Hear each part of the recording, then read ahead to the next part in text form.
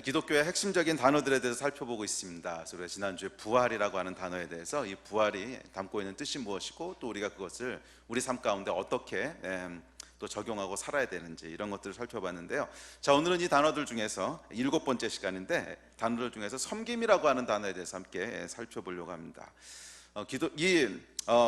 성경에 보면 예수님께서 제자들에게 아주 중요한 말씀을 하시는데 오늘 본문 말씀입니다. 그래서 45절에 보면 뭐라 그러셨냐면 인자가 온 것은, 인자라고 하는 건 예수님께서 자기 스스로를 지칭해서 부르신 말씀이죠. 내가 온 이유가 있는데 그것은 섬김을 받으려 함이 아니고 도리어 섬기려 하고 자기 목숨을 많은 사람의 대속물로, 대속물이라고 하는 단어가 조금 어려울 수 있는데 대속물이라고 하는 건 뭐냐면 죄를 졌으면 죄값을 치러야 되는데 하나님 앞에서 이 죄값을 자기가 대신 치러주기 위해서, 그래서 대속이라고 하는 게 대신 속죄하다, 대신 치러주다 이런 뜻이죠. 그래서 많은 사람들이 하나님 앞에서 죄 때문에 대가를 치러야 되는데 그 죄가를 대신 치러주기 위해서 십자가를 얘기하는 거죠. 십자가를 지기 위해서 오셨다는 거예요. 그래서 예수님께서 이 땅에 오신 이유를 설명하시는데 그것은 섬기기 위해서라는 것입니다.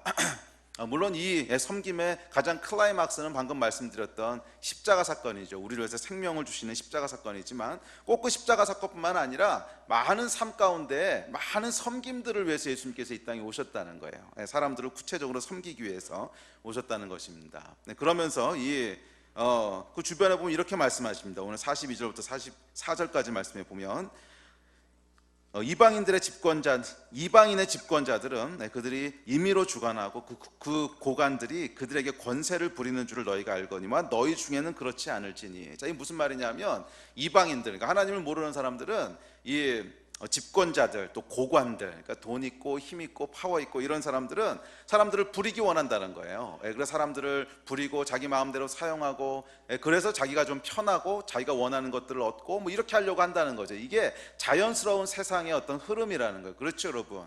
세상의 모든 사람들은 이 자리를 위해서 올라가고 싶어하고 뭐 그것을 위해서 열심히 노력합니다. 그래서 내가 돈도 많이 벌고 또 높은 자리에 올라가고 권력도 갖게 되고, 그럼 뭐예요? 내가 해야 될 일들을 하지 않고 이제 다른 사람들을 부리고 뭐 다른 사람들을 고용하고, 그래서 그들을 열심히 이렇게 나를 위해 이러도록 해서 내가 더 많은 돈을 갖게 된다든지 아니면 더 편한 삶을 누리게 된다든지, 이게 사람들이 다 거의 모든 사람들이 세상이 공통적으로 생각하는 어떤 삶의 방향이라는 거예요. 그런데 너희는 그렇지 않을지니, 그러면서 예수님께서 아주 중요한 메시지를 하십니다. 너희는 세상이 추구하고 살아가는 이 방향대로 살면 안 된다는 거예요. 너희는 그렇지 않을지니, 너희는 반대로 살아야 된다는 거예요. 너희는 이 세상 사람들이 추구하는 이것이 삶의 목표가 돼서도 안 되고 그런 식으로 살아서도 안 된다는 거예요.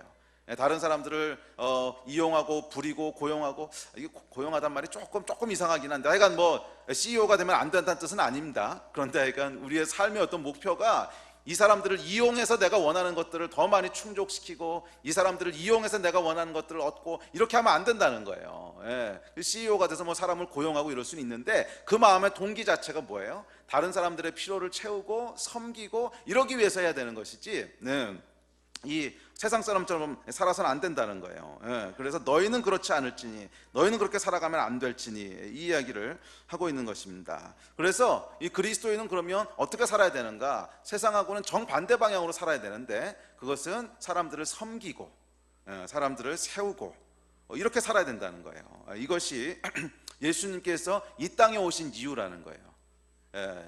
우주의 창조자이신 하나님께서 이 땅에 오셨는데 이 땅에 오신 이유가 사람들을 섬기기 위해서 오셨다는 거예요.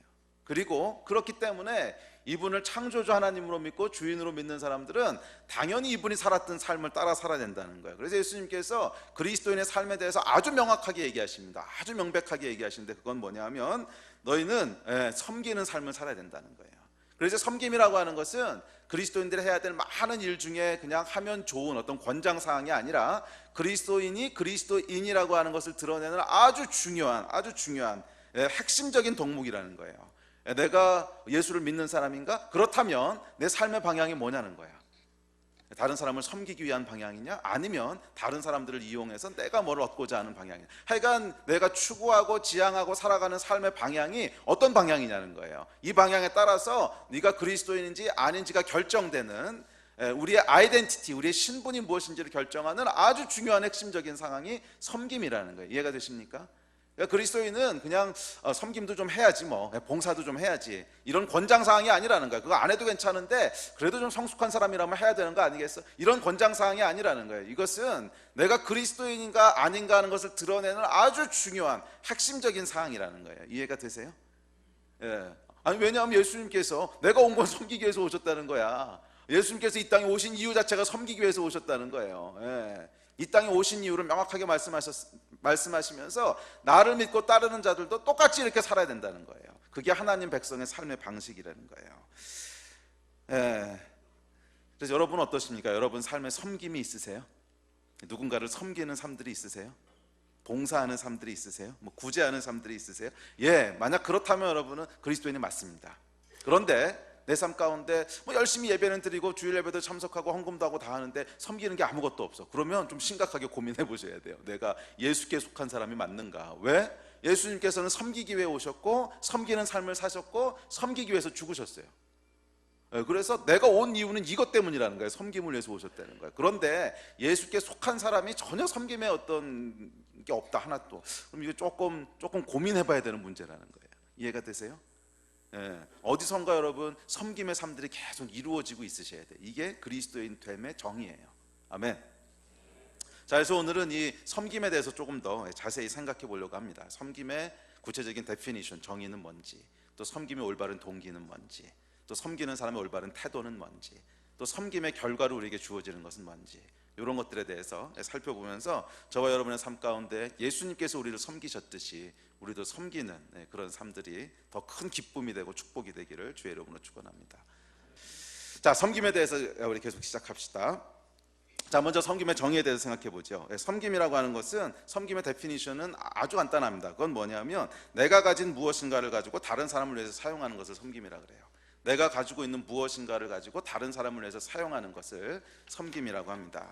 자, 이 내가 가진 무엇인가, 이 무엇인가의 종류에 따라서 섬김이 여러 다른 이름들을 가지기도 합니다. 예를 들어서 내가 가진 무엇인가에서 이 무엇이 재물인 경우에, 그러니까 돈인 경우에 돈을 가지고 다른 사람이 필요한 것들을 도와서 사용했다 그러면 이것은 구제라고 부르기도 하고, 또 내가 가진 어떤 재능을 가지고 다른 사람을 위해서 사용했다 그러면 뭐 재능 기부라고 요즘 뭐 많이 쓰는 단어인데 뭐 재능 기부라고 부르기도 하고, 또 내가 가진 시간과 어떤 에너지를 사용해서 교회에서 어떤 필요가 있는 일들을 섬겼다, 뭐 주차 관리를 한다든지 아니면 식당에서 섬긴다, 뭔가를 섬겼다 그랬을 때 이것은 봉사라고 부르기도 하고, 하여간 여러 가지 다른 이름들로 불리긴 하는데 본질적으로는 같은 거예요. 뭐지요? 내가 가지고 있는 어떤 것, 내가 가지고 있는 어떤 것, 이게 뭐 돈이 될 수도 있고 시간이 될 수도 있고 에너지가 될 수도 있고 재능이 될 수도 있고, 하여간 내가 가진 어떤 것을 사용해서 뭐라는 거? 다른 사람을 위해서 사용하는 것, 또는 다른 사람을 돕기 위해서, 다른 사람의 필요를 채우기 위해서, 다른 사람을 세우기 위해서, 하여간 다른 사람의 어떤 것을 위해서 사용하는 것을 섬김이라고 부릅니다. 이해가 되세요?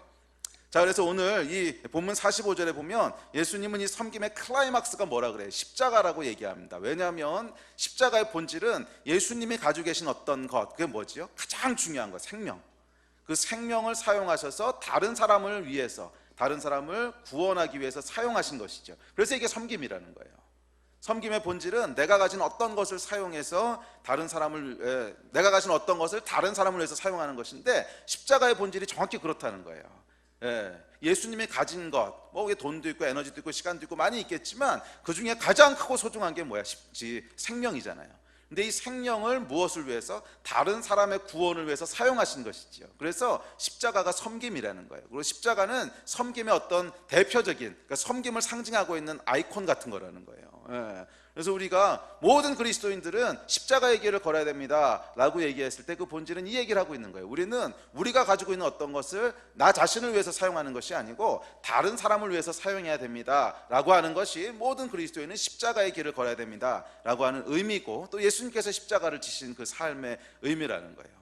그래서 예수님은 사실 때도 섬김이 무엇인지를 계속 보여주고 실천하시면서 사셨고, 죽으실 때도 섬김의 길이 무엇인지를 실천하시면서 죽으셨어요. 그래서 예수님의 삶을 한마디로 딱 요약해서 얘기하면 아까 말씀하신 것이 맞아요. 인자는 섬기기 위해서 왔다는 거예요. 섬김이라고 하는 말로 딱 요약될 수 있다는 거예요. 사랑하는 당신의 백성을 섬기기 위해서 오셨다는 거예요. 그리고 모든 그리스도인들은 이 섬김의 삶을 살아야 된다는 거예요. 자, 그래서 섬김을 위해서 반드시 필요한 것이 있는데 그것은 희생입니다. 희생. 왜?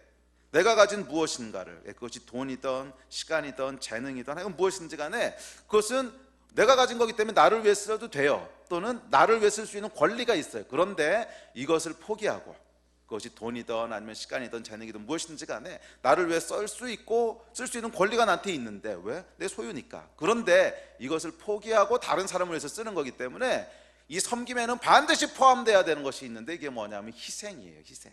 그래서 희생이 없는 섬김이라고 하는 것은 그 앞뒤가 안 맞는 얘기예요. 섬김 자체가 희생을 포함하고 있습니다. 그래서 섬김에는 반드시 희생이 필요합니다. 그리고 성경은 바로 이 희생이 뭐라는 거예요? 사랑이라는 거예요. 사랑. 그래서 요한복음에 예수님이 이렇게 말씀하십니다. 사람이 친구를 위하여 자기 목숨을 버리면 이보다 더 큰 사랑이 없나니. 자, 여기서 목숨이라고 하는 건 내가 가지고 있는 것, 내가 줄 수 있는 것 중에 가장 크고 소중한 거죠. 그래서 목숨 안에는 이것보다 작은 여러 가지 내 소유들을 다 포함합니다. 내 시간, 내 돈, 내 에너지, 재능 다 포함하는데, 이것을 친구를 위해서 버리면 이것보다 더 큰 사랑이 없다는 거야. 그래서 성경이 얘기하는 사랑은 희생이에요.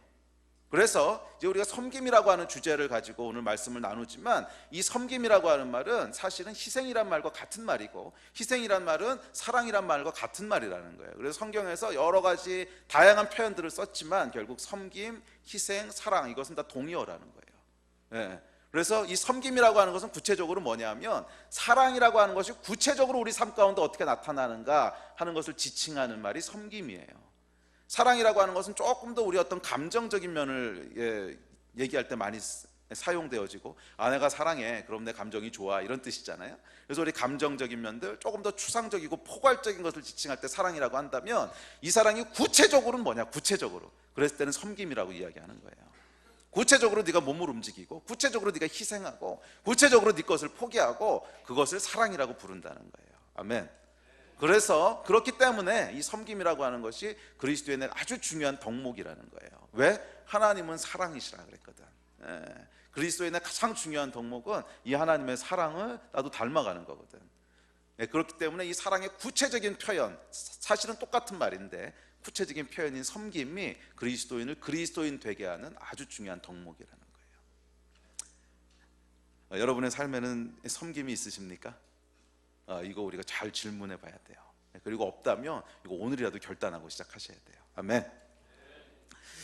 자, 그렇다면 이 섬김에 필요한 여러 가지 원칙들은 뭐가 있을까? 이걸 넘어가기 원하는데, 성경은 섬김에 대해서 몇 가지 중요한 원칙들을 얘기합니다. 그래서 섬김의 올바른 동기는 뭔지, 또 섬기는 사람의 올바른 태도는 뭔지, 또 섬기면서 우리가 조심해야 될 어떤 마음의 자세들은 뭔지, 이런 것에 대해서 굉장히 여러 군데서 가르치고 있어요. 그래서 성경에서 얘기하고 있는 섬김에 필요한 어떤 요소들, 대부분 우리 마음의 태도에 대한 건데, 우리 마음에 대한 얘기들을 살펴봅시다.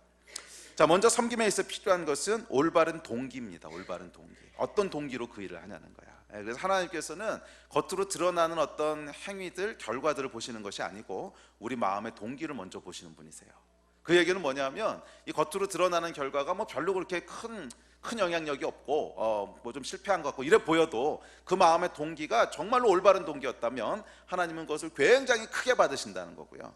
그렇지 않고 반대로 아무리 결과가 뭐 대단하고 어마어마한 결과가 나온 것 같아도 그 마음의 동기가 하나님 앞에서 올바른 것이 아니었다면 그것은 별거 아니라는 거예요. 하나님께서는 별로 그거 인정하지 않으신다는 거예요. 그래서 섬김에 있어서도 가장 중요한 것은 우리가 어떤 동기로, 어떤 모티베이션을 가지고 이 일을 했느냐 하는 것이 가장 중요합니다. 자, 그렇다면 섬김의 올바른 동기는 뭘까요? 성경을 보면 대충 한 3가지 정도 올바른 동기에 대해서 얘기하는데, 첫째 섬김에 대한 올바른 동기는 은혜에 대한 반응에서 나오는 거야 된다는 거예요. 은혜에 대한 반응에 대해서 나와요. 이제 그렇지 않은 섬김은 여러분, 그것은 인본주의적인 섬김인데, 은혜에 대한 반응에서 나오지 않는 섬김은요, 결국 그 동기를 들어가 보면 자기의야. 나는 이런 것을 하는 사람이야. 자기의를 바꿔 말하면 자기 자랑이지. 그래서 섬김의 올바른 동기는 반드시 어디서부터 시작되냐면, 자기의와 자기 자랑 피하려면 어디서 시작해야 돼요? 은혜에 대한 반응에서 나와야 된다는 거예요. 그래야만 이것이 올바른 섬김의 동기가 된다는 거예요. 가장 중요한 기초예요. 은혜에 대한 반응이라는 거예요. 여러분 그런 경험 있으세요? 누군가한테 진짜 큰 은혜를 받았던 경험, 진짜 큰 은혜, 이 사람이 없었으면 어떡할 뻔했어, 뭐 이런 사람 혹시 있으세요? 적어도 한 명씩은 있잖아. 엄마. 엄마가 여러분 낳을 때 정말 죽을 뻔하셨거든. 하여간 뭐 살아가면서 우리 삶 가운데 진짜로 큰 은혜를 경험한 적이 있으세요? 그러면 그 은혜를 경험하면 어떤 마음이 드세요? 뭔가 보답하고 싶은 마음이 들죠. 이게 자연스러운 거잖아. 근데 요즘 젊은 애들은 싸가지가 없어져 이런 마음이 잘 안 들던데, 그래도 하여간 정상적인 인간이라는 말이에요. 뭔가 은혜를 입으면 보답하고 싶은 마음이 드는 게 당연한 거 아니겠어요? 당연한 거. 그리고 그 은혜가 진짜로 큰 은혜여서 그 사람이 나한테 그 은혜를 주기 위해서 뭔가 굉장히 큰 대가를 치렀다, 뭐 이런. 그래서 뭐 예를 들어서 뭐 그런 극단적인 얘기는 하지만, 이제 어떤 사람이 나를 구해주려다 자기가 잘못해서 죽었어, 뭐 이런 거. 그럼 여러분 어떻게 하시겠어요? 만약 여러분 그런 처지라면 정말 내가 평생을 이 사람과 이 사람의 남은 가족을 위해서 살겠다, 이렇게 하지 않겠어? 정상적인 인간이라면, 요즘 그 싸가지 없는 애들 말고 정상적인 인간이라면 그러지 않겠어요? 그 전까지는 이제 내가 원하는 어떤 삶의 계획들이 있고 내가 하고 싶은 게 있고 추구하고 싶은 게 이랬지만, 이 어마어마한 사건을 겪으면서 와, 내가 진짜로 죽을 뻔했는데 이 사람이 뭐 일부러 나 대신 죽어주려고 그런 건 아닐 수 있어도 하여간 날 구하려고 하다 보니까 잘못해서 어쨌건 대신 이 사람이 죽었어. 그럼 그 다음에 어떻게 하시겠어요? 정상적인 인간이라면, 요즘 싸가지 말고. 그러면 당연히 그 사람의 남은 가족들 찾아가서 정말 고맙다 그러고, 그 사람이 만약 가장이었으면 앞으로 내가 열심히 일해서 돈 버는 거는 우리 가족뿐만 아니라 당신 가족 섬기는 데 쓰겠다 그러고, 이러는 것이 정상적인 반응이겠지. 뭔가 약간 감사하니까 보답하고 싶은 거. 그리고 지금부터는 내가 살아왔던 어떤 내가 원하는 꿈, 내 인생의 비전이 아니고 나 대신 죽은 이 사람이 정말 하고 싶었던 거, 그거 내가 이루어주면서 살겠고, 평생 이 사람이 기뻐하면서 하고 싶었던 게 있다면 그거 내가 다 하면서 살겠고, 남은 가족이 있으면 내가 그 가족 다 먹여 살릴 거고, 뭐 이런 게 정상적인 반응 아니겠어요? 이것이 은혜에 대한 반응이라는 거지. 자, 그런데 여러분, 예수께서 우리를 죽음에서 구원하셨다고, 사망에서 구원하셨다고, 영원한 저주에서부터 구원하셨다고. 그래서 예수님이 대신 죽으셨다고. 그래서 여러분, 예수님이 우리를 구원하신 게 무엇이라고 하는 이것을 아는 사람은 이걸 우리가 거듭난 그리스도인이라고 하는데, 이걸 모르는 사람은 그냥 교회만 왔다 갔다 하는 거예요. 그런데 이걸 정말 아는 사람, 와, 내가 진짜 지옥에 갈 뻔했는데, 내가 진짜 영원한 사망에 처할 뻔했는데 예수님께서 십자가에서 죽어주심으로 나를 구원하셨구나, 이 사실을 아는 사람, 이거를 진짜 믿는 사람, 그걸 우리가 거듭난 그리스도인이라고 하는데, 거듭난 그리스도인은요, 예수님의 은혜에 보답하고자 하는 마음이 없을 수가 없어요. 이 마음이 없다고 하는 것은 그것을 모르는 거야. 뭐 그냥 지식으로는 알고 교회 다니면서 계속 들으니까 그냥 무슨 말인지 인포메이션은 알고 있어도 그게 진짜라고 하는 걸 안 믿는 거야. 그렇지 않아요? 그게 진짜라고 하는 걸 믿는 사람은 마음에요 동요가 있을 수밖에 없어. 이게 도대체 어떻게 된 건가? 이 은혜를 어떻게 갚을까? 그래서 여러분, 제가 왜 요즘 세대에 싸가지 없다 그랬냐면, 제가 오늘 이 설교를 하고 마지막 찬송을 뭘로 할까 골라봤는데, CCM 중에는요, 어떻게 해야 이 은혜를 갚을까, 이런 찬양이 거의 하나도 없어. 찾을 수가 없어. 찬송가 뒤져보니까 많어. 나 같은 죄인 살리신, 어찌하여야 이 은혜를 죽어도 못하리, 뭐 이런 것들이 찬송가에는 그냥 질비하거든요. 그러니까 그 당시 분들은 은혜가 뭔지를 알았어. 근데 요즘 애들은 은혜가 뭔지를 몰라. 그래서 CCM 찬양들 보면 죄다 무슨 하여간 은혜 갚으리 뭐 이런 찬양은 누시고 찾아봐도 없어. 제가 어저께 밤부터 오늘 아침까지 계속 뒤지다 못 찾은 거 아세요? 도대체 이게 어떻게 된 건가? 그래서 이거 좀 심각하다. 어떻게 요즘 부르는 찬양 가운데는 은혜에 대한 은혜가 좋다는 얘기는 있어. 은혜가 좋다는, 좋으면 뭔가 보답을 해야 될 거 아니야. 근데 보답하겠다는 얘기들은 없어. 은혜가 좋다, 감사하다 뭐 이런 것만 있지, 그래서 내가 은혜에 보답하겠다는 얘기는 거의 없어요. 거의. 이거 뭔가 좀 잘못되고 있는 거 아닌가, 이거 좀. 그래서 제가 약간 이제 그러다 어렵게 하나 찾았어요. 어렵게 나의 생명, 나의 뭐 이거 다 드리리 뭐 이거 하나 딱 찾았는데, 그 사람 복 받을 거야, 이 찬양 만드는 사람. 근데 이거 말고는 진짜 없어요. 여러분, 정상적으로 거듭난 사람이라면 당연히 어떤 생각을 해야 되냐면, 이 은혜를 어떻게 갚을까? 이 은혜를 내가 어떻게 하다 보답할 수 있을까? 내가 평생 예수님의 종이 돼서 내가 평생 정말 허드렛 일 다 하고 내가 평생 진짜 죽도록 이 생각이 안 들면 이상한 거지. 제가 대학교 2학년 때 예수님을 만났는데, 정말 예수님 만나자마자 가장 처음 들었던 생각이 이거였어요. 나를 구원하셨는데 나는 평생 예수님 허드렛 일 하면서 살겠다. 나는 평생 이 은혜를 내가 죽도록 충성해도 이거 다 못 갚을 거야. 난 평생 허드렛 일 하면서 살 거야. 이게 자연스러운 반응인데, 자연스러운 반응. 여러분도 이 반응이 있으세요? 이 반응이 있으면 거듭난 사람이야. 그럼 예수님의 죽음이 뭔지를 아는 거야. 예수님께서 나를 왜 죽으셨다고 하는 걸 진짜 믿는 거야. 근데 이 반응이 없으면 조금 더 고민해 보셔야 돼요. 내가 진짜 믿는 건지. 그렇잖아요. 아니 나를 왜 진짜 대신해서 죽으셨다는데 어떻게 아무런 은혜에 대한 반응이 없어. 기적이지 이게. 아니면 뇌에 데미지가 있든지. 어떻게 반응이 없을 수 없냐고. 여러분, 섬김에 대한 1차적인 동기는 뭐냐면 은혜에 대한 반응이에요. 이 은혜에 대한 반응으로 나오는 섬김, 이것이 여러분 섬김을 영적인 것이 되게 하는 거예요.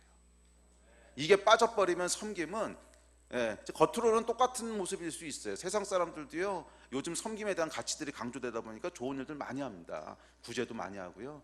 요즘 대학생들 같은 경우에 가장 뜨거운 게 뭐냐면 아프리카 같은 데 봉사 가고 이런 거예요. 구제 일들 많이 하고 좋은 일들 많이 하고 나눔 뭐 이런 거 엄청나게 요즘 막 이렇게 화제되고 있는 건데, 이런 세속적인 섬김과 이 예수님이 말씀하신 성경적인 섬김, 이것을 가르는 기준, 이게 뭐냐면 이것을 영적인 일이 되게 하는 기준, 그건 뭐냐면 이 첫 번째 동기가 있느냐는 거예요. 이것이 은혜에 대한 반응으로 나오냐는 거야. 만약 그렇지 않고 그냥 다른 동기를 가지고 일이 나온다면 그것은 100% 뭐냐면 자기 자랑질하고 싶은 거야. 자기의. 그래도 이거 숨어서 몰래 하는 사람들도 있는데요. 몰래 하는 사람들은 어떤 자랑까지 하고 싶은 거냐면 난 이거를 몰래 해 하는 자랑까지 하고 싶은 거야. 그렇거든, 이 나쁜 놈. 인간이 다 그래요. 자기가 몰래 하는 것까지 사람들이 어떻게 알아주기를 원하는 거지. 이거 없이 그냥 하는 사람들이 어디 있어.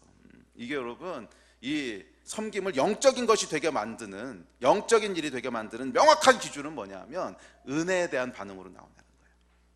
아멘. 그래서 섬김에 대한 성경의 첫 번째 가르침, 동기는 은혜에 대한 반응이어야 된다는 거예요. 아멘. 자, 섬김의 올바른 동기에 대한 두 번째 가르침은 뭐냐면 그 동기가 사랑이어야 된다는 거예요. 사랑. 사랑인데 하나님을 사랑하고 이웃을 사랑하는 이 동기에서 나와야 된다는 거예요. 이 사랑한다고 하는 것은 여러분, 그 사랑의 대상을 기쁘게 하기 위해서 자기를 헌신하는 겁니다. 이걸 사랑이라고 그러죠. 여러분, 이 사랑에 폭 빠진 청년을 보신 적이 있으세요? 남자? 엄마 속을 뒤집어 놓습니다. 제가 그 전에 어느 집회를 갔다가 어느 권사님 한 분이 자기 아들을 뭐 이제 좋은 의미로 농담처럼 이렇게 하시면서 하소연하는 걸 본 적이 있는데, 아이고 이 녀석이 요즘 여자친구가 생겨서 연애에 빠지더니 바보가 됐어, 바보가. 그러면서 자기 속이 뒤집어진다는 거야. 저는 아직 우리 애들이 좀 어려서 모르겠는데 이제 승범이가 연애하면 그런 생각 들 것 같아요. 저 바보 같은 놈이. 뭐냐면은 옛날에는 그렇게 구두쇠 같은 놈이 돈 개념을 상실했어. 그래서 자기 여자친구가 좋아하는 거라면 뭐 돈 아까운 줄 모르고 카드 막 긁어서 쓴다는 거예요. 아니 저놈이 어떻게 저렇게 변할 수가 있냐. 엄마 위해서 부들부들 떨던 놈이 여자친구 생기고 나니까 카드 개념 없이 긁더라는 거야. 그리고 그 여자친구가 이제 이사한다 그러니까 이삿짐 나른다고 회사 휴가 내더라는 거예요. 이놈이 미쳤나, 회사 휴가를. 그리고 하루 종일 가가지고 이삿짐 나른다고 막 노예처럼 그러고 와서는 뭐가 좋은지 해발 쫙 웃고 들어와가지고 이러고 들어오는 거 보니까 속이 뒤집어진다는 거죠. 엄마가, 이 바보가. 이 바보 같은 녀석이. 자, 이런 사람 보신 적 있으세요? 여러분도 그랬잖아요, 연애할 때 다. 자, 왜 이러는 걸까요? 사랑하니까 그러는 거지. 이 사랑이라고 하는 거의 속성 중에 어떤 게 있냐면 내가 사랑하는 대상을 기쁘게 하기 위해서 헌신하는 그 마음들이 있어요. 이거를 기뻐하는 거야. 내가 뭘 막 헌신하고 희생해서 내 것을 사용해서 이 사람을 섬기는데 그게 나한테 너무 기쁜 거야. 이게 이제 사랑의 속성이지요. 그래서 이 섬김에 대한 올바른 두 번째 정의에 대해서 두 번째 동기에 대해서 성경이 뭐라 그러냐면 섬김은 사랑에서부터 나와야 된다는 거예요. 첫째는 하나님을 사랑하고 그래서 하나님을 기쁘게 하고 싶고 그래서 막 섬기는 거야. 그리고 해발 쫙 웃는 거야. 하루 종일 노예처럼 이삿짐 날르고 와서 해발 쫙 웃는 이거. 그리고 이웃을 사랑하고 그 사람한테 막 개념 없이 카드 긁고 막 이러면서도 너무너무 기뻐하는 거. 이게 뭐냐면 여러분, 성경의 섬김의 올바른 동기라는 거예요. 사랑에서 나오는. 첫째는 하나님을 사랑하고 둘째는 이웃을 사랑하면서 나오는 이 동기로 열심히 섬기시기를 축복합니다. 자, 섬김에 대한 세 번째 마지막 올바른 동기는 마땅히 해야 할 일이기 때문에 한다는 거예요. 마땅히 해야 할 일이기 때문에. 자, 누가복음에 보면 17장에 보면 예수님께 제자들에게 이렇게 말씀하세요. 이와 같이 너희도 명령받은 것을 다 행한 후에 이르기를 우리는 무익한 종이라 우리가 하여야 할 일을 한 것뿐이니라 할지니라. 섬김에 대한 올바른 세 번째 동기는 마땅히 해야 될 일이기 때문에 한다는 마음이 있어야 된다는 거야. 아니, 예수님께서 우리를 위해서 그렇게 하셨는데 당연히 예수께 속한 사람이라면 우리도 그렇게 해야지. 이거 안 하면 이상한 거지. 지극히 당연하고 지극히 마땅한 일이라는 거예요. 오히려 섬기지 않고 있다면 그게 이상한 거지. 이것이 섬김에 대한 올바른 세 번째 동기예요. 마땅히 우리가 해야 될 일이기 때문에 한다는 거지. 그래서 여러분, 어제 내가 어디서 뭔가를 섬겼는데 누가 그것을 알았어. 그래서 칭찬을 하면요, 반드시 이 말을 여러분 뱉어주셔야 됩니다. 무익한 종이라 하여야 할 일을 했을 뿐입니다. 이거를 하셔야 돼요. 안 그러면 지옥 가. 뭐 안 그런다고 지옥 가지는 않습니다. 근데 그러니까 이 우리의 마땅한 태도라는 거예요. 이해가 되세요? 예. 너 어떻게 그렇게 했니? 너 참 멋있다. 이런 얘기 들으면 반드시 이 얘기를 그 사람과 나와 하나님께 고백해야 돼요. 무익한 종이 하여야 할 일을 한 것뿐입니다. 안 그러면 지옥 갑니다. 그러니까 이게 올바른 섬김의 동기예요. 마땅히 해야 될 일을 하는 것뿐이라는 거야. 자, 이 세 가지 동기가 성경이 가르치고 있는 섬김을 이루게 되는 올바른 그 기초입니다. 여기서부터 우리의 섬김이 나와야 된다는 거예요. 첫째는 뭐에 대해서 나와야 된다고? 은혜에 대한 반응에서 나와야 돼요. 그래야 이게 영적인 일이 돼요. 은혜에 대한 반응. 두 번째 뭐에서 나와야 된다고? 사랑에 대한 동기에서 나와야 돼요. 예? 내가 정말 사랑하는 하나님, 내가 정말 사랑하는 이웃을 기쁘게 하기 위한 동기. 세 번째는 뭐에서 나와야 돼요? 마땅히 해야 될 일, 마땅히. 그래서 당연하다고 생각하는 거. 자, 이것이 올바른 동기입니다. 자, 두 번째 주제로 넘어갑시다. 그러면 섬기는 사람의 올바른 태도는 어때야 될까요? 자, 동기가 올바르면 사실 태도는 어느 정도 따라오게 돼 있습니다. 그런데 또 태도에 대해서 따로 성경에서 몇 가지를 가르치고 있어요. 이 섬길 때도 여러분 태도가 참 중요합니다. 이 섬기면서 잘못된 태도로 섬기잖아요. 그럼 섬기고도 욕 먹습니다. 왜 우리 작년에 세월호 사건이 있을 때요, 이 높으신 분들, 그러니까 뭐 국회의원 무슨 이제 이런 분들이 그 바쁜 시간 쪼개가지고서 그 막 헌금할 거 싸들고 갔다가 욕만 직사하게 먹고 왔잖아요. 왜 그랬지? 태도 때문에 그런 거지. 태도가 어땠어요? 이분들이 정말 섬기러 간 거예요. 얼마나 바쁜 양반들인데, 얼마나 바쁜 양반들이고 뭐 돈도 하여간 이만큼씩 싸들고 이러고 갔는데 왜 욕을 먹어요? 태도 때문에 욕을 먹은 거지. 어떤 태도로 간 거예요? 어떤 태도로? 이 높으신 내가 여기까지 왔으니 너희는 알아서 감사해라, 이런 태도. 그랬더니 이거를 사람들이 아니까 막 분노하는 거죠. 섬김에 있어서는 여러분 태도가 아주 중요합니다. 이 태도를 잘못하잖아요. 그럼 오히려 섬기고도 욕 먹어요. 자, 그럼 성경에서는 올바른 섬김의 태도는 뭐라고 가르칠까요? 첫째, 가장 중요한 섬김의 태도인데 이것은 은밀히 하라는 거예요. 은밀히, 모르게, 티내지 말라는 거예요. 마태복음 6장 1절부터 4절 우리 한번 찾아가 봅시다. 아주 중요한 가르침인데 마태복음 6장 1절부터 4절 섬김에 대한 아주 중요한 원리입니다. 자, 1절부터 4절까지 말씀 우리 한 목소리로 읽읍시다. 마태복음 6장 1절부터 4절 시작. 사람에게 보이려고 그들 앞에서 너희 의를 행하지 않도록 주의하라. 그리하지 아니하면 하늘에 계신 너희 아버지께 상을 받지 못하느니라. 그러므로 구제할 때 외식하는 자가 사람에게서 영광을 받으려고 회당과 거리에서 하는 것 같이 너희 앞에 나팔을 불지 말라. 진실로 너희에게 이르노니 그들은 자기 상을 이미 받았느니라. 너는 구제할 때에 오른손이 하는 것을 왼손이 모르게 하며 내 구제함을 은밀하게 하라. 은밀한 중에 보시는 너희 아버지께서 갚으시리라. 섬김에 대한 아주 중요한 원리인데요, 태도인데, 섬김은 오른손이 하는 것을 왼손이 모르게 하라는 거예요. 구제하려면 은밀하게 아무도 모르게 하라는 거예요. 동네방네 인터넷에 올리고 뭐 이런 거 하지 말라는 거예요. 그건 다 사람의 영광. 사람의 영광이 뭐야? 사람의 칭찬, 다른 사람들의 인정, 이거 받고 싶어서 하는 일들이라는 거야. 이게 뭐예요?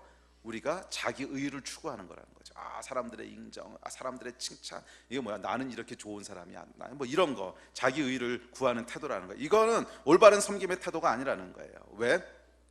자, 섬김의 본질을 다시 한번 돌아가 보세요. 정의가 뭐였어? 내 것을 희생해서 다른 사람을 세우는 것이 섬김이라 그랬죠. 그런데 자기 의의를 드러내는 섬김은 그 본질이 뭐냐면, 겉으로는 섬기는 것처럼 보이지만 실제 본심은 뭐야? 다른 사람을 이용해서 내가 얼마나 좋은 사람이라고 하는 것을 드러내고 싶은 거잖아. 이거는 내 것을 희생해서 다른 사람을 세우는 게 아니고 다른 사람을 이용해서 내 것을 세우는 행위라는 거예요. 이것은 섬김이 아니고 반대 섬김이라는 거야. 반섬김. 이해가 되세요? 오히려 저 사람들을 교묘하게 이용해서 나를 드러내고 나를 세우는 행동이라는 거예요. 하나님 이거 아신다는 거예요. 진짜 동기가 뭔지. 앞서 얘기했지만 동기를 보신다 그랬잖아. 아무리 우리가 섬기고 뭐 구제하고 어마어마한 일을 해도 그 안에 진짜 숨겨져 있는 동기가 내 것을 희생해서 저 사람을 세우고 싶은 거냐, 내 것을 희생해서 하나님과 사람들을 기쁘게 하고 싶은 거냐, 아니면 이 사람들을 이용해서 나를 드러내고 싶은 거냐. 이거 하나님 명확히 이거 보신다는 거예요. 이거 얼마나 많은 돈을 구제했냐 이런 거 보시는 게 아니고. 아멘. 예. 그래서 여러분 이것이 극단적으로 드러나는 예가 언제예요? 선거 직전에 후보들이 하는 섬김, 이게 극단적인 예잖아. 여러분 선거 직전이 되면요 어마어마한 섬김의 문화가 한국을 뒤덮습니다. 그잖아요. 이 선거 나오는 사람들이 막 쌀 싸주고, 근데 요즘 이런 거 잘 못하게 하긴 하지만 하여간 뭐 불우이웃 돕는다고 어려운 곳 돌아다니면서 거기서 시간 쓰고 뭐하고, 야 정말 이때만 보면 국민의 종이 맞는 것 같아. 그런데 여기에 속는 바보는 대한민국에 아무도 없습니다. 이거 아무리 섬기고 다니는 사람들 속으로 뭐라고 생각하냐면 에이 선거 때니까 그런 거지. 에이, 선거. 그 얘기는 뭐예요? 이 사람들은 목적이 있다는 거지. 의도하는 목적이. 예. 왜 열심히 섬기는지 의도하는 목적이 있다는 거예요. 목적은 뭐예요? 1차적으로 표 얻기 위해서 그런 거지. 근데 표 얻기 위해서라고 하는 건 뭐야? 내가 이렇게 열심히 섬김을 통해서 이 사람들을 열심히 섬기는 걸 통해서 내가 얼마나 국민의 대표가 될 만한 사람이고, 내가 얼마나 좋은 사람이고, 내가 얼마나 인자한 사람이고, 이 인정을 받고 싶은 거잖아요. 이건 뭐 드러내놓고 그 인정을 받기 위해서 하는 거잖아. 이게 극단적인 예지만 동네방네 인터넷에 떠들고 다니는 게 본질적으로 똑같은 거라는 거야. 그 섬김을 네가 왜 했느냐? 내가 얼마나 좋은 사람인가, 내가 얼마나 그러니까 사람들이 이거 알아줬으면 좋겠고, 드러내고 싶고, 이제 그래서 한 거라는 거지. 그래서 죄송하지만 이렇게 한 거는 하늘에서 상이 없다는 거야. 그러니까 하나님께서 이거는 무효, 그러고 하나도 인정 안 해준다는 거예요. 왜? 이미 땅에서 네 상 다 받았잖아. 네가 한 것에 대한 상, 사람들이 와 좋은 사람이다 이미 다 받았잖아. 그래서 하늘에서는 상이 없다는 거야. 그거는 하늘에 여러분 하나님의 상급을 쌓기 원하십니까? 그렇다면 절대적으로 우리가 갖춰야 될 태도가 있는데, 은밀하게 하셔야 돼요. 은밀하게, 아무도 모르게. 그러면 그거는 하나님의 그 어카운트에 차곡차곡 쌓인다는 거예요. 왜? 그 동기가 진짜거든.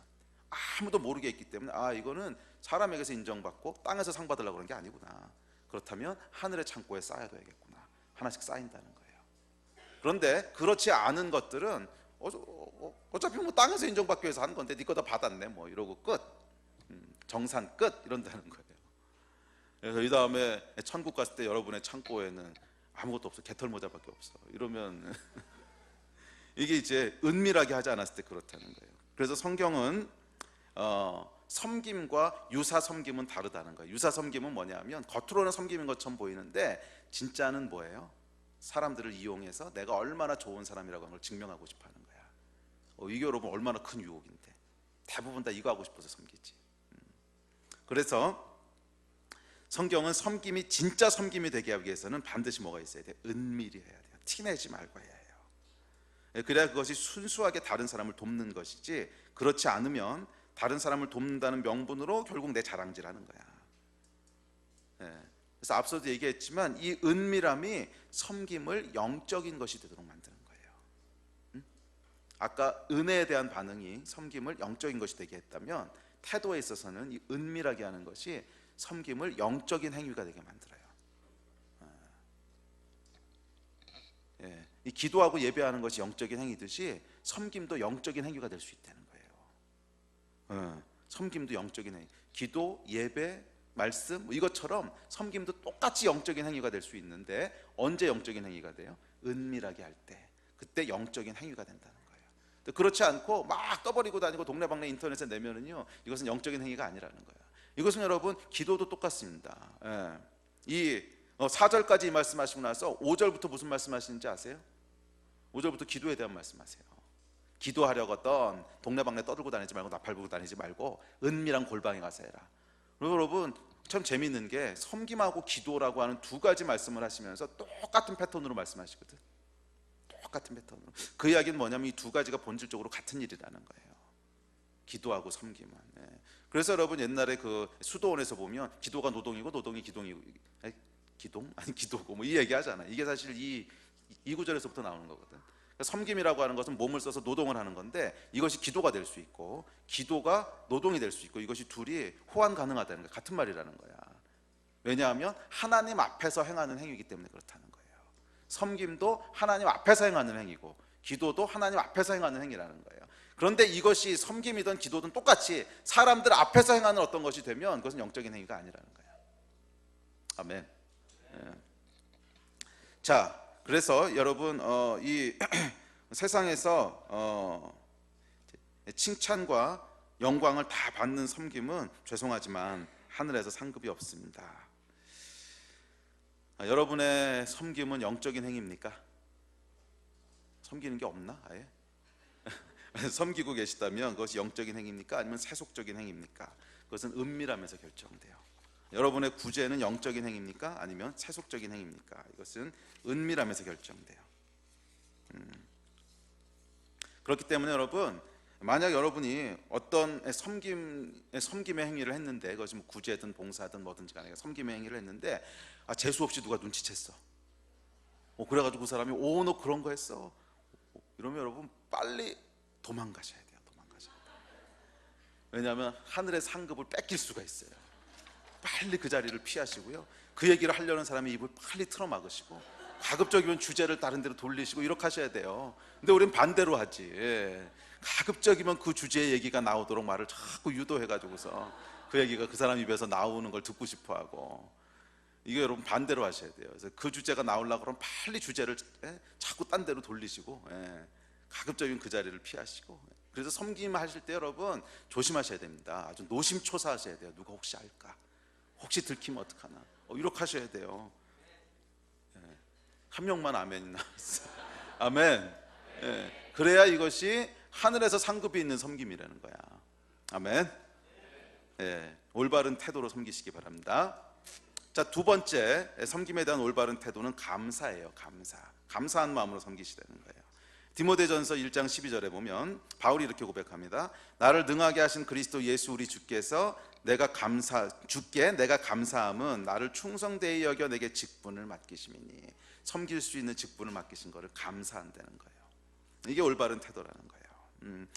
이 섬길 수 있는 기회를 주신 것을 감사하십시오. 이것이 섬김에 대한 올바른 태도입니다. 제가 아는 장로님 한 분이 계신데, 미국에 계신 장로님인데 이 돈이 많으신 분이에요. 근데 이분이 언젠가 한번 저한테 그런 얘기를 이렇게 좀 우스갯소리로 지나가면서 그런 말씀을 하시더라고요. 제가 어떤 일이 있었냐면, 교회에 어떤 형제가 하나 있었대요. 근데 재정적으로 참 어려운 형제여가지고 이 장로님 잘 사시니까 이 형제의 그 재정적인 필요를 꽤 큰 돈을 들여서 도와줬대요. 꽤 큰 돈을 들여서 도와줬는데, 도와주고 나서 바로 한 일주일 지났는데 이게 이 가정에 뭐 또 다른 어려움이 생긴 거야. 그전에 뭐 빚을 갚아줬나 뭐 했나 그러는데 갑자기 뭐 몸이 아파서 병원에 입원하셨나 뭐 그런 거예요. 그래가지고 이 형제가 이 돈이 또 필요하게 된 거야. 근데 돈은 너무 없고 가난한 형제인데, 그래서 이 장로님이 어쨌거나 자기가 도와줘야 될 것 같긴 한데 이게 마음이 좀 불편하셨던 거예요. 그래서 내가 얘를 언제까지 도와줘야 되나. 저번에도 한 1, 2주 전에도 그렇게 큰 거 있어가지고 내가 불쌍해서 도와줬는데 이게 또 그러네. 얘를 도대체 언제까지 도와줘야 되나. 그래서 이 불편한 마음이 있었대요. 불편한 마음이 있었는데 이제 그날 이제 기도하러 가가지고 하소연을 했대요. 하나님 앞에 이 형제 지난주에도 내가 도와줬는데 이번 주에 또 이렇게 얘는 언제까지 이렇게 도움을 받고 살아야 됩니까? 그리고 불평했대. 하나님이 갑자기 그러시더래요. 그러면 너도 도와주는 사람이 아니고 도움 받는 사람 되게 해줄까?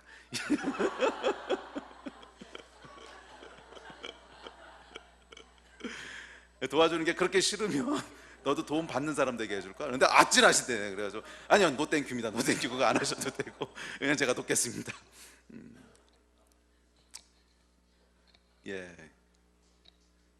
잘못하면 이짱 납니다. 불평하지 마시고요. 감사해야 돼요. 감사. 섬길 수 있는 기회 주신 거 감사. 생각해 보세요. 하나님이 재물의 축복을 주셨으니까 섬기는 거지, 안 주셨으면 어떻게 섬겨? 건강을 주셨으니까 섬기는 거지, 건강 안 주셨으면 어떻게 섬겨? 재능을 주셨으니까 섬기는 거지, 안 주셨으면 어떻게 섬겨?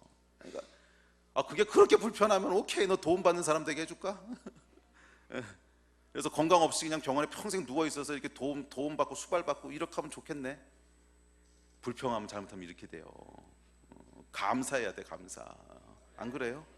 우리가 섬길 수 있다는 게 얼마나 감사한 거야. 하여간 건강 주셨다는 거잖아. 또 섬길 수 있는 많지는 않지만 재물의 축복 주셨다는 거잖아요. 섬길 수 있는 재능 주셨다는 거잖아.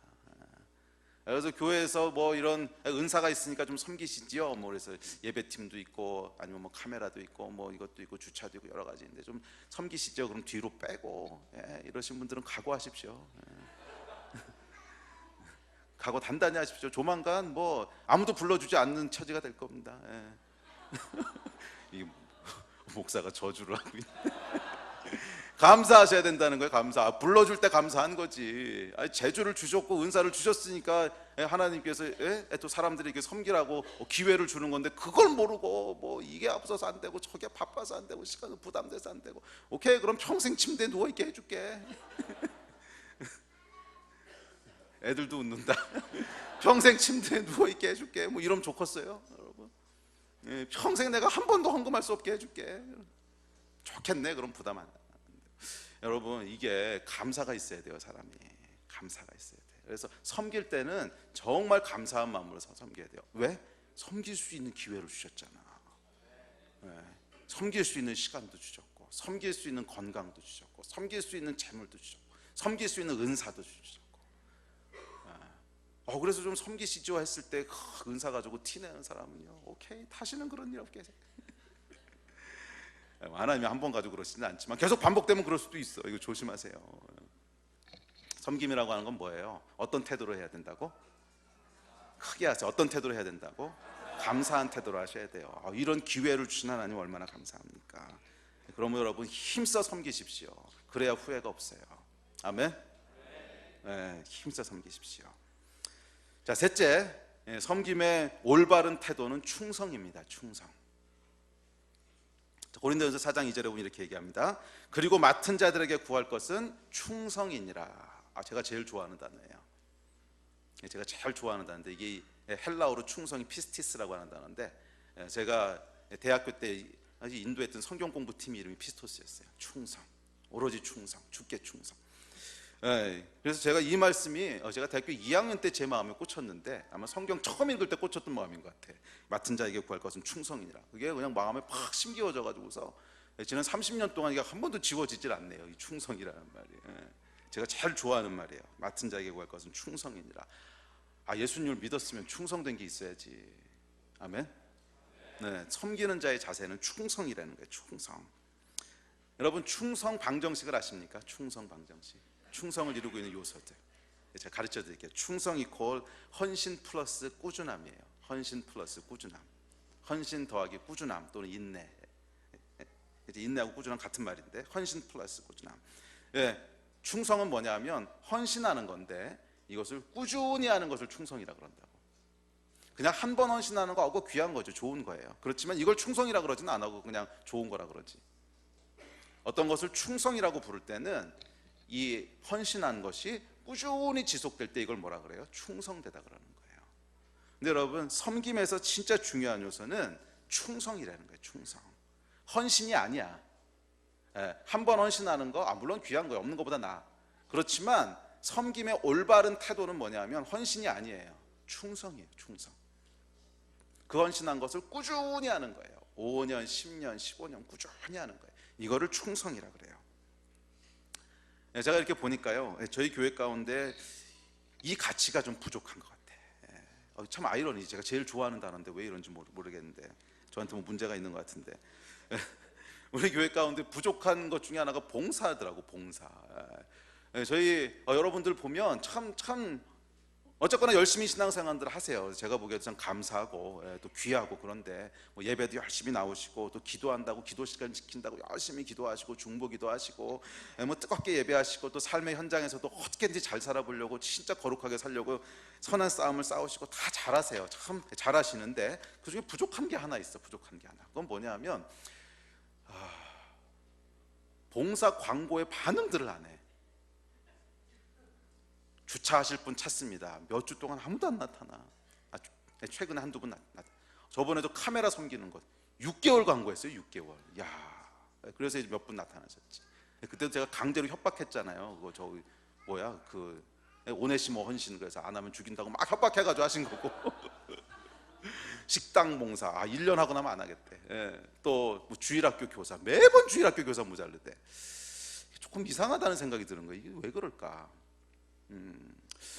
근데 이것이 여러분 단순히 봉사의 이슈가 아니고 우리 안에 충성에 대한 질문들을 던지게 되더라고요. 과연 우리 충성이라고 하는 가치가 있나? 우리 안에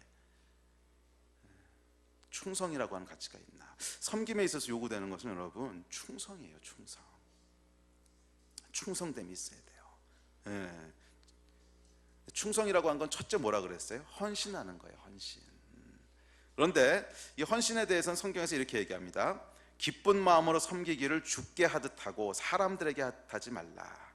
무슨 일을 하든지 마음을 다하여 주께 하듯 하고 사람에게 하듯 하지 말라. 이게 에베소서 골로새서 말씀인데, 헌신의 가장 중요한 코어는 뭐냐면, 핵심은 어떤 일을 하든지, 그것이 무슨 일을 하든지, 뭐 큰 일이든 작은 일이든 중요해 보이는 일이든 허드렛 일이든 무엇을 하든지 간에 사람에게 하듯 하는 게 아니고 주께 하듯 하는 거예요. 그래서 뭐 하라는 거예요? 무슨 일을 하든지 마음을 다하여 하라는 거예요. 최선을 다하여 하라는 거예요. 마음을 다해서, 최선을 다해서. 아니 설렁설렁한, 이건 충성이 아니라는 거야. 마음을 다해서, 최선을 다해서 기쁜 마음으로 주께 하듯 하는 거, 이게 헌신이라는 거예요. 이게 충성의 첫 번째 요소예요. 큰 걸 하던 작은 걸 하던 하여간 주께 하듯 마음을 다해서 하라는 거예요. 이 사람들이 말이에요, 크고 중요한 일을 맡기잖아요. 그러면 당연히 이렇게 합니다. 크고 중요한 일을 맡겼는데 이렇게 안 하는 사람은 약간 모자른 사람이에요. 크고 중요한 일을 맡기면 다 이렇게 해요. 정말 최선을 다하고 기쁜 마음으로 하고, 주께 하듯 해요. 왜 그럴까?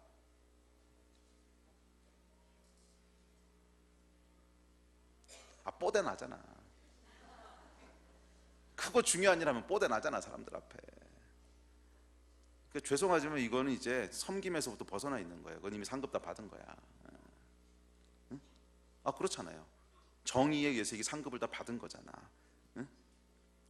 그런데 이제 문제는 뭐냐면 작은 일이란 건 없지. 작아 보이는 일, 하찮은 일이란 건 없어요. 하찮아 보이는 일, 그 사람들이 별로 주목할 만하지 않은 일, 이걸 맡겨놓잖아요. 그러면 이것을 정말 주께 하듯 하는 사람은 그렇게 많지 않아요. 그래서 마음을 다하고 최선을 다해서 정말 주께 하듯 하는 사람은 참 찾기 힘들어요. 참 찾기 힘들어요. 그런데 하나님께서 어떤 사람 찾으시는 줄 아세요? 여러 번 성경에서 반복하는데, 10달란트 비유에도 나오고 10고을 비유에도 나오고, 네가 작은 것에 충성하였으니 주인의 기쁨에 참여하라. 네가 작은 것에 충성하였으니 10고을을 다스려라. 계속 하나님이 반복적으로 어떤 사람을 찾으신다는 거예요? 작은 것에 충성하는 사람을 찾으신다는 거예요. 자, 이건 무슨 얘기냐면, 작은 일만 하나님이 중요하게 생각하신다는 게 아닙니다. 작은 일에 충성하는 것을 봐야 이 사람이 어떤 사람인지를 안다는 거예요. 큰 거 맡겨놔, 그래서 그 사람이 어떤 사람인지 모른다는 거예요. 우리 하나님이 찾으시는 사람이 있는데, 그것은 충성된 사람을 찾으시는 거예요. 작은 걸 맡겨놓든 큰 걸 맡겨놓든 정말 한결같이 주께 하듯 마음을 다하여 기쁘게 하고 있는가. 아니면 크고 중요한 뽀대 나는 일, 소위 이거는 정말 마음을 다해서 혹시 딴 사람이 채갈까 봐 막 경쟁적으로 하는데 아무도 안 하려고 그러는, 별로 뽀대 안 나는 일, 이거에 대해서는 어떻게 하고 있는가. 하나님이 요거 보신다는 거예요. 참 하나님 정확하세요. 딱 요거 보신다는 거예요. 아멘. 둘째, 충성은 이렇게 마음을 다하고 주께 하듯 하는 것을 꾸준히 하는 거예요. 꾸준히. 앞서도 말씀드렸지만 한 번 헌신한 것을 충성이라고 하지 않아요. 그건 그냥 헌신이라고 하지. 근데 하나님께서 헌신된 사람을 찾는다 그러시는 게 아니고 충성된 사람을 찾으신다는 거야. 헌신된 사람이 아니고 충성된 사람을. 충성되다고 하는 것은 이 한 번 한 헌신을 꾸준히 계속하는 것을 얘기합니다. 그리고 이것이 섬김의 올바른 태도예요. 꾸준히 하는 거예요. 그래서 그것이 어떤 섬김이든 뭐 큰 거든 작은 거든 시작했으면 여러분 꾸준히 할 것들을 결단하셔야 돼요. 한 10년 하겠다는 일을. 예, 뭐 요번에 새로 주차위원으로 봉사하신 분, 헌신하신 분들 계신데, 예, 심심한 조의를 표합니다. 10년. 아니 근데 이것이 왜냐하면, 예, 그래야 거기 복이 있기 때문에 그래요. 예. 아니, 누가복음 한번 찾아봅시다. 아주 중요한 말씀하세요. 누가복음 16장 10절.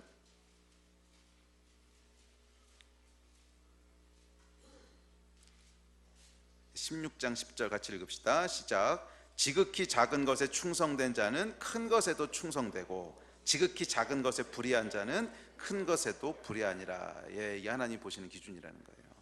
작은 것에도 충성된 사람은 큰 것에도 충성되고, 작은 것을 맡겨놨더니 이까짓 거 내가 이걸 계속 하고 있어야 돼. 힘들어 죽겠는데 내가 이거 해야 돼. 누구 딴 사람 할 사람 없나? 내가 2년이나 했는데 이걸 계속 해야 돼. 이러면 큰 것에도 불충하다는 거예요. 아멘. 자, 19장으로 넘어갑시다. 자, 19장 17절. 자, 19장 17절 시작. 주인이 이르되 잘하였도다 착한 종이여, 내가 지극히 작은 것에 충성하였으니 10고을 권세를 차지하라 하고. 또 마태복음 25장 23절. 이게 여러 번 말씀하신 거예요. 마태복음 25장 23절. 마태복음 25장 23절 시작. 그 주인이 이르되 잘하였도다 착하고 충성된 종아, 내가 적은 일에 충성하였음에 내가 많은 것을 내게 맡기리니 내 주인의 즐거움에 참여할지어다 하고. 예.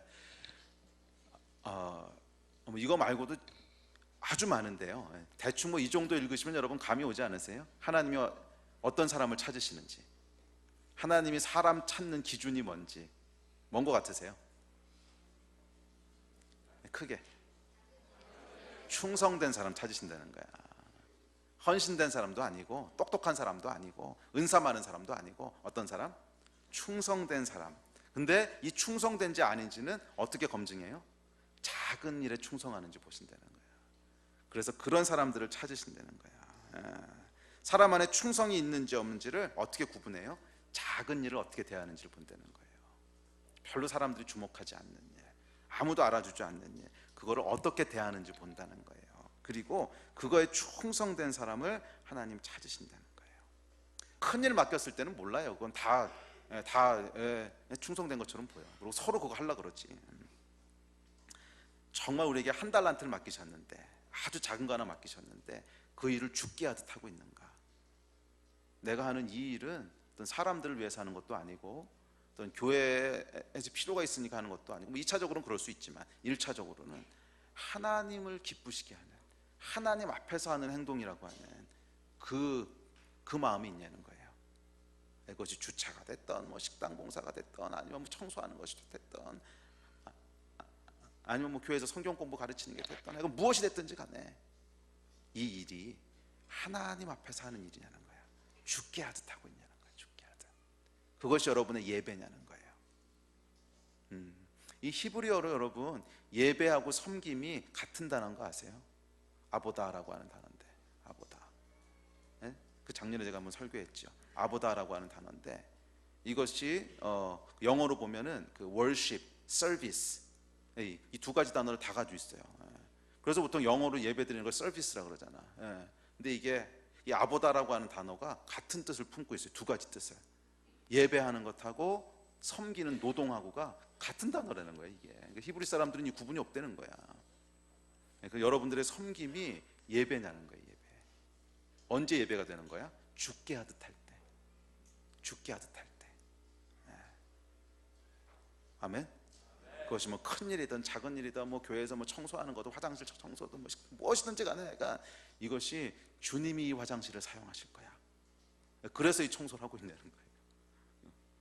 주님이 이 식사를 하실 거야. 뭐 그래서 이 봉사를 하고 있다는 거예요.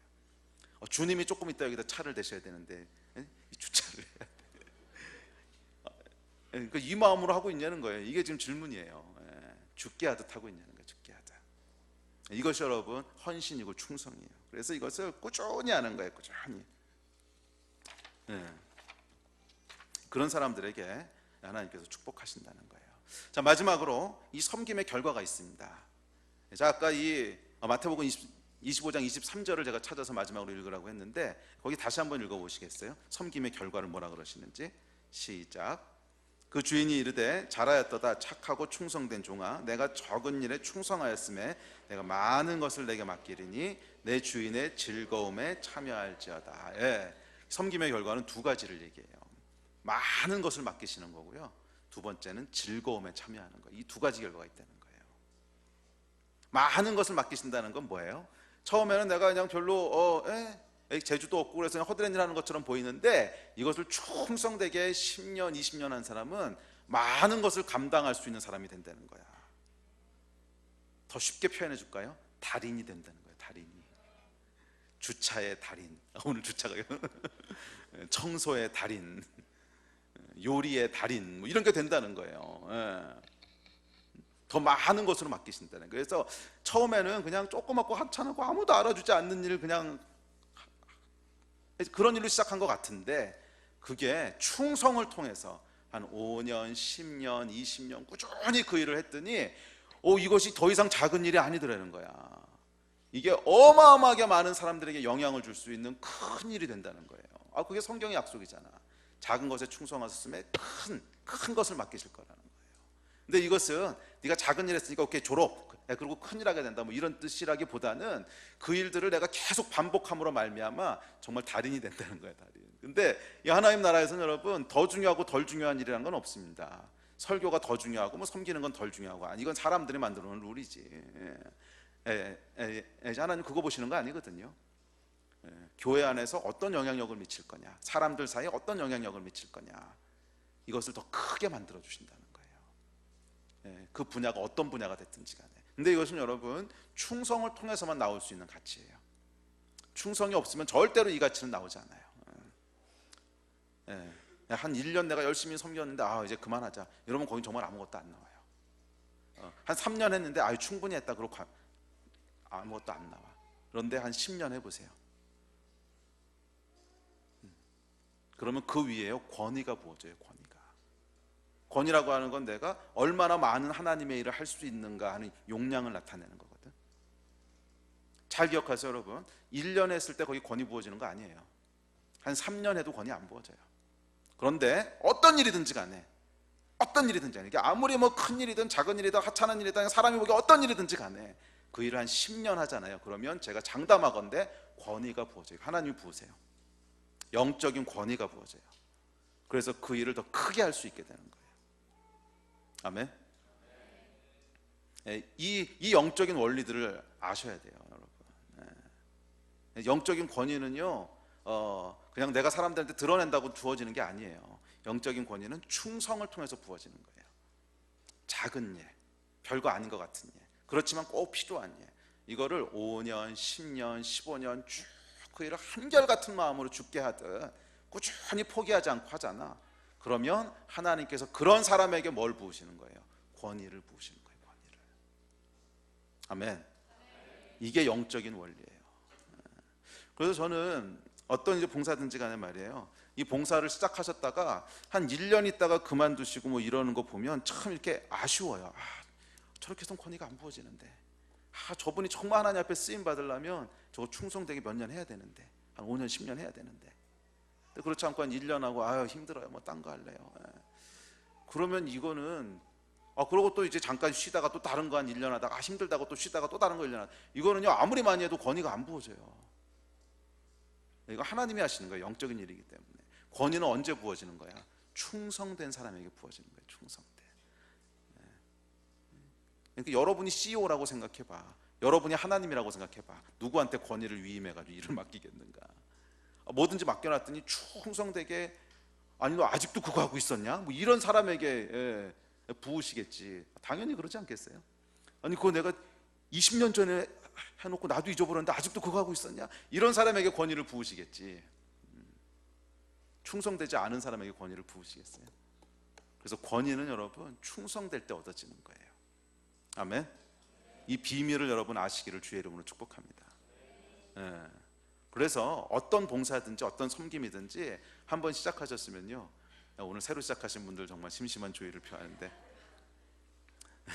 한 10년 생각하고 하셔야 돼요. 10년. 아멘. 그래야 권위를 얻을 수 있어요. 두 번째, 충성을 통해서 주어지는 게 뭐라 그랬어요? 기쁨이에요. 기쁨. 주인의 즐거움에 참여할지어다. 즐거움에. 네. 이걸 어떻게 설명하면 좋을까? 제가 여러분 수학을 15년을 했었거든요. 좀 오래 했네요. 보니까 목회 올해 보니까 딱 반반인데, 목회한 지 15년 됐고, 제가 그 전에 수학 공부하면서 15년 보냈죠. 근데 수학 좋아하는 사람 별로 없죠. 초딩 때 우리 아들도 지금 이 분수 계산 가르치는데 죽겠대. 이렇게 재미없는 거 왜 하냐고. 분수 계산 재미없지. 분수 계산하는 거 복잡하잖아요. 뭐 더하기 빼기 하려면 통분해야 되고 막 이러니까 재미없지. 그리고 밤낮 그 연습만 시키니까. 그래서 할 수 없어요. 그거 할 때는 그 매루 다스려서 시키든지 아니면 사탕으로 하든지 이럴 수밖에 없어. 그래서 수학 처음 시작할 때 재밌어 하는 사람 별로 없습니다. 이거 재밌다고 수학 시작하는 사람 못 봤어요. 그냥 약간 정신병이고 그런 사람은. 근데 한 10년, 15년 수학을 전공하잖아요. 그러면 마지막에는 어떻게 되는 줄 아세요? 와, 이렇게 재밌는 게 있다니. 정말이에요.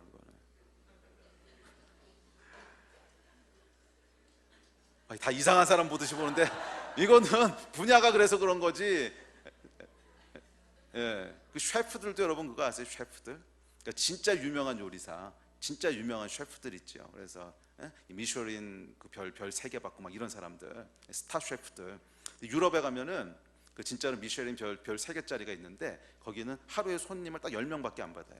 딱 10명은 받고 그 재료를 딱 10명을 해서 준비하고, 그리고 주문도 따로 안 받아요. 그냥 그날 셰프가 하는 요리가 있는 거예요. 그거 그냥 먹는 거예요. 그런데 예약하려면 1년 전에 예약해야 되고 뭐 이런 데인데, 자, 이 사람은 돈 벌기 위해서 셰프하는 게 아니지. 10명 받아가지고 무슨 장사가 되겠어. 이 사람의 가장 큰 기쁨은 뭐냐면 내가 만든 이 요리를 이 사람이 먹는 걸 보는 게 기쁨이야. 와, 이 요리를 이 사람이 알아봐주고 먹는구나. 이게 기쁨이거든. 근데 이 기쁨과 즐거움은 여러분, 초짜 셰프는 이런 거 몰라요. 초짜 셰프는 힘들어 죽겠지. 맨날 칼질하고 막 이런 힘들어 죽. 그런데 이것이 이제 어느 경지를 넘어가잖아요. 그럼 거기에 기쁨이 있다는 걸 알게 돼요. 이게 하나님이 창조하신 원리예요. 모든 일에는.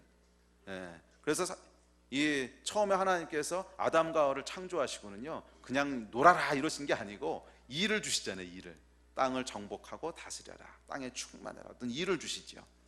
근데 일을 주셨을 때는 그 안에 하나님이 숨겨놓으신 비밀이 있어요. 이 일이 어느 정도 선을 넘어가면은 기쁨이었어요. 근데 사람들이 여기를 다다르지 못하는 거지. 다 그냥 그 전에 조금 하다가 말고 뭐 이러니까 이 하나님이 원래 창조하신 주인의 기쁨에 참여하는 게 뭔지를 못 누려요. 근데 여기 보면 분명히 뭐라 그랬냐면 주인의 기쁨에 참여할지어다 그랬거든. 충성되게 섬긴 사람한테 주인의 기쁨에 참여할지어다. 이 하나님이 여러분 7일 동안 열심히 천지를 창조하셨는데 얼마나 많은 일을 하셨을까 생각해 보세요. 서천구 하나 만드는 것도 이렇게 할 일이 많은데, 대한민국 하나를 만드신 것도 아니고 지구를 만드셨어. 지구 하나 만드는 것도 이게 보통 일이 아닌데 우주를 만드셨어. 이 감이 안 오는 분량의 일을 하신 거거든. 제가 보기에 하나님은 월코홀릭이세요.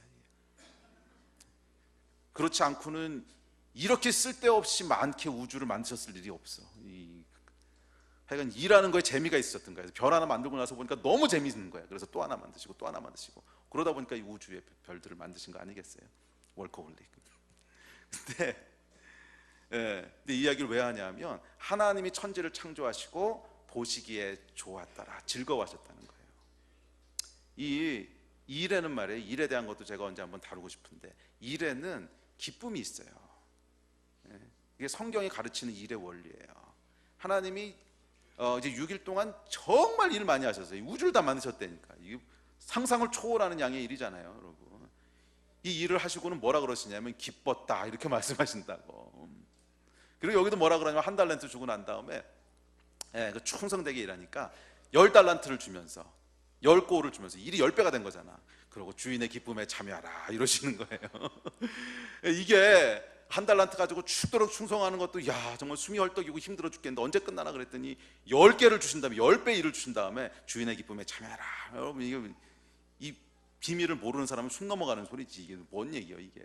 그런데 이 비밀을 아는 사람은 이게 무슨 말인지 알아요. 자, 이 이야기를 제가 왜 하는가? 어떤 섬김이든지 간에 여러분, 이 섬김은 그냥 사람이 필요해서 허드렛 일로 하나님이 주시는 게 아니에요. 그것은 우리의 기쁨을 위해서 주시는 거야. 이 땅에서 우리가 누릴 수 있는 기쁨을 위해서. 근데 이것은 여러분 1년 2년에서는 누릴 수가 없어요. 충성되게 일할 때, 그래서 그 일을 꾸준히 할 때 5년 하고 10년 하고 20년 하고 그러다 보면 그게 무슨 일이든지 간에 아무리 허드렛 일처럼 보이는, 사람들이 아무도 주목하지 않는 일 같아 보여도 첫째는 그 위에 권위가 부어지고요, 둘째는 그것에 즐거움을 누리기 시작해요. 와, 이게 이렇게 즐거운 일이, 이렇게 기쁜 일이었구나, 이걸 내가 안 했으면 어떡할 뻔했나, 이걸 누리게 된다는 거야. 이게 여러분 섬김의 축복이고 결과예요. 어때요 여러분? 뭔가 시작해보고 싶지 않으세요? 주일학교 교사로 헌신하신 분들 얼마나 하시겠어요 이거? 그래도 한 10년을 하셔야 돼요. 10년. 그러면요 거기서부터 기쁨을 보기 시작해요. 어떤 기쁨? 아이들이 커가는 거 보는 기쁨. 요만한 꼬맹이였는데 와 얘가 막 청년이 돼가지고 하나님 헌신하는 거 보는 막 감격. 또 가끔가다 내가 너무 고마웠어요 선생님 이럴 때 막 눈물 나고. 이거는요 1년에서는 절대로 못 봐요. 이런 거는 한 3, 4년 해도 못 봐요. 그런데 10년 15년 하는 사람들은 와 이런 축복이 있구나, 뭐라든지 간에 그 안에 그게 있는 거야. 그것이 뭐 식당 봉사가 됐든 뭐 청소가 됐든 뭐가 됐든지 간에 이거 충성되게 하는 사람은요, 인내를 가지고 하는 사람은 그 안에서 뭐를 보게 돼요? 기쁨을 보게 돼요. 아멘. 이 축복이 여러분의 것이 되시기를 주의 이름으로 다시 한번 축복합니다. 성경에 보면 이렇게 얘기합니다. 히브리서에 보면 믿음의 주여 온전케 하신 이 예수를 바라보자. 그는 그 앞에 있는 기쁨을 위하여 십자가를 참으사 부끄러움을 개의치 아니하시더니 하나님 보좌 우편에 앉으셨네. 여기도 여러분 똑같이 두 가지 얘기하는 거 아세요? 이 십자가가 상징하는 게 뭐라 그랬어요? 섬김이라 그랬지. 내 것을 포기하고 다른 사람을 세우는 것. 근데 이 십자가를 어떻게 했다는 거예요? 참으사. 십자가를 지시는 헌신과 참으시는 꾸준함, 그러니까 충성된 거지. 이게 충성이 있었더니 무엇이 있다는 거예요? 그 앞에 있는 기쁨을 위해서 그렇게 하셨다는 거예요. 기쁨을 위해서. 충성된 거에는, 충성된 섬김에는 기쁨이 있다는 거예요. 그리고 하나님 보좌 우편에 앉으셨더라. 뭐예요? 권위가 부어졌다는 거지. 자, 섬김의 결과는 항상 이 두 가지예요. 충성되게 섬기면 항상 이 두 가지 결과가 따라와요. 기쁨이 부어지고요, 그 다음에 뭐가 부어진다고? 권위가 부어져요. 이것이 하나님이 일하시는 방식이에요. 그래서 저희 교회 안에 이 밸류들이, 이 가치들이 더 깊게 좀 이해되어졌으면 좋겠어요. 그래서 어떤 일을 행할 때 우리가 이것이 이 하나님이 우리를 찾으시는 기준이 뭔가, 그리고 이 일을 어떤 태도로 대해야 되나, 어떤 충성됨이 있어야 되나, 이 마음을 가지고 우리가 이 봉사의 일들을 하게 할 때, 봉사의 일들을 하게 될 때 거기에는 여러분이 생각하는 것 이상의 축복들이 있을 거예요. 영적인 권위, 기쁨, 이것이 부어지게 될 거예요.